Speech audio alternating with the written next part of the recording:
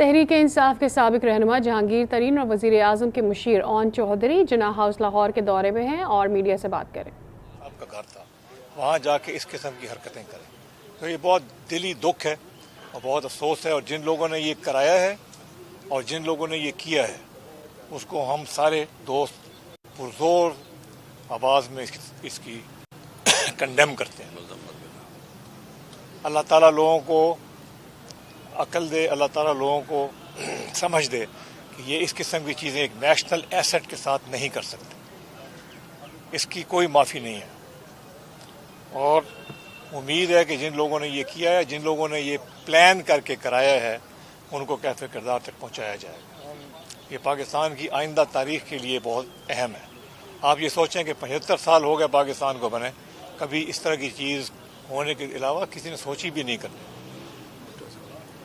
ذوالفقار علی بھٹو صاحب جو ہیں ان کو سزا دی گئی، الٹیمیٹ سزا۔ بے نظیر صاحبہ کو اڑا دیا گیا۔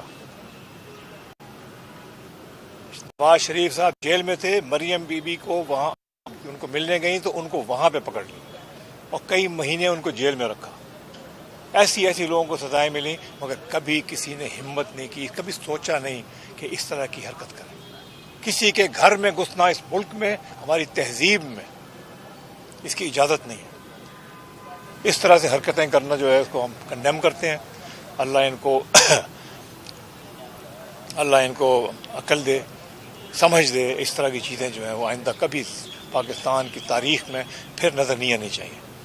یہ 75 سال کے بعد یہ ایسا واقعہ ہوا ہے، اس کو اب پاکستان انشاءاللہ تمام آئندہ کی جو وقت آ رہے ہیں اس میں ایسی چیز کبھی بھی نہیں ہونی چاہیے۔ یہ دیکھیں، پاکستان تحریک انصاف کے ساتھ ہم سب لوگوں کا بڑا کردار ہے۔ 10 سال زندگی کے تو میں نے اکیلے نے دیے، باقی یہ خاقانی صاحب ہیں، جبانہ صاحب ہیں، اون چودھری صاحب ہیں۔ کتنا وقت ہم نے دیا، کس لیے دیا تھا؟ ہم نے اس لیے دیا تھا کہ ہم ایک نئے ملک کی نئی مثال بنائیں۔ ہم نے اس لیے یہ اپنا جان نہیں دی، اپنی محنت نہیں دی، اپنا ٹائم نہیں دیا، ہر کچھ داؤ پہ لگا کے ایسی چیزیں کروانے کے لیے، اور یہ پہلے کبھی ہوا بھی نہیں۔ ہم نے ساری جو اپنی جد و جہد کی سب کے ساتھ، ہم نے اپنی الیکشن میں پیسفلی کیا، کبھی بھی تشدد نہیں ہوا۔ پہلے پی ٹی آئی کے کسی جلسے میں لاکھوں لوگ آئے جلسوں میں، ایک نہیں ہوا، سینکڑوں جلسے ہوئے، مگر کبھی بھی اس طرح چھوڑیں آپ، کوئی تشدد کا واقعہ پیش نہیں آیا۔ اور مجھے بڑا افسوس ہوا ہے کہ یہ اس رخ پہ نکل گئی ہے پاکستان تحریک انصاف، اور اس کو ہم سب لوگ کنڈیم کرتے ہیں کہ یہ چیز کبھی نہیں ہونی چاہیے تھی، اور آئندہ بھی انشاءاللہ تعالی عوام کو اس جگہ پہ نہیں لے کے جائیں گے کہ ان کے دماغوں میں اس طرح کی نفرتیں بھر دیں کہ وہ آخر میں ان سے یہ کام کرایا جائے۔ جہانگیر صاحب یہ بتائیے گا کہ عمران خان نے ابھی تک مذمت نہیں کی وہ پاکستان نے آپ کو، تو جناح ہاؤس جلنے کی مذمت نہیں کی گئی، اس کا مطلب آپ یہ سمجھتے ہیں کہ وہ خود ذمہ دار ہے اور اسی نے جلوایا؟ دیکھیں، یہ لوگ سارے پاکستان تحریک انصاف کے جھنڈے لے کے اندر آئے، کسی نے نہیں کہا، ان میں سے بھی کسی نے نہیں کہا کہ یہ ہم کسی اور کے لوگ ہیں۔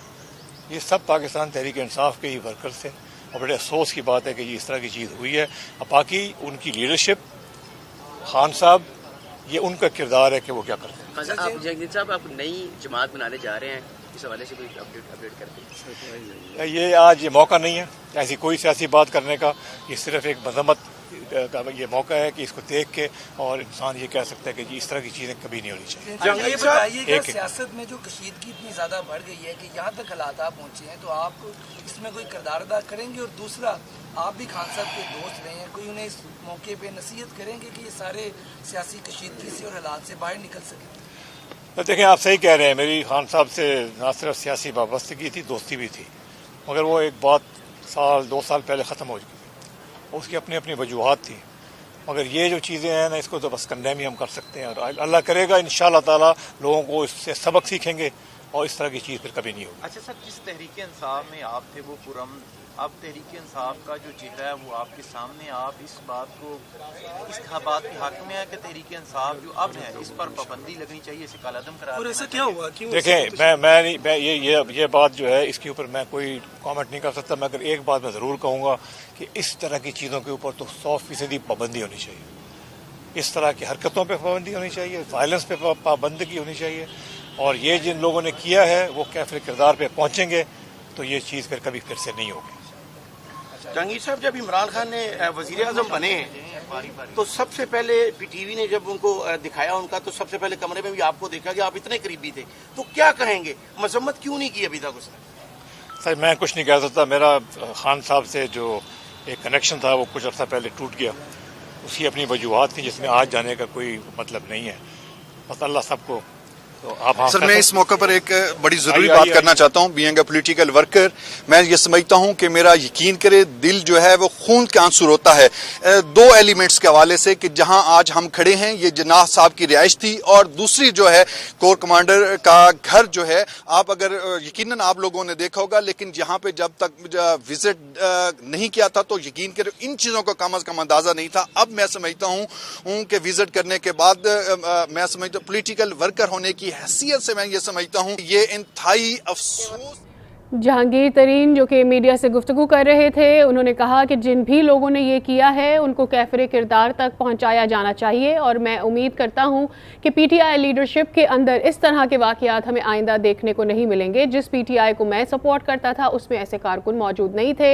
हमने कई जलसे किए हैं, कई बार एहतजाज किया है, सैकड़ों बार जलसे मुनक्कद किए गए हैं, तो भी जो कारकुनान वहाँ पर मौजूद होते थे मैं उनसे ये तवक्को नहीं कर सकता। और मुझे ऐसा लगता है कि पीटीआई अगर इस नहज पर आ गई है तो पीटीआई को दोबारा सोचने की ज़रूरत है कि वो अपने कारकुनान को किस तरह से कंट्रोल करें। लेकिन जब मैं पीटीआई का हिस्सा था तो इस तरह के वाक़यात कभी पेश नहीं आए, बहुत ही पुरअमन कारकुनान थे, और यकीनी तौर पर जिस तरह से लोग बाहर निकले, उन्होंने ये कहा कि तमाम लोगों ने पीटीआई के झंडे उठा रखे थे, तो ये सारे के सारे पीटीआई के ही कारकुन थे।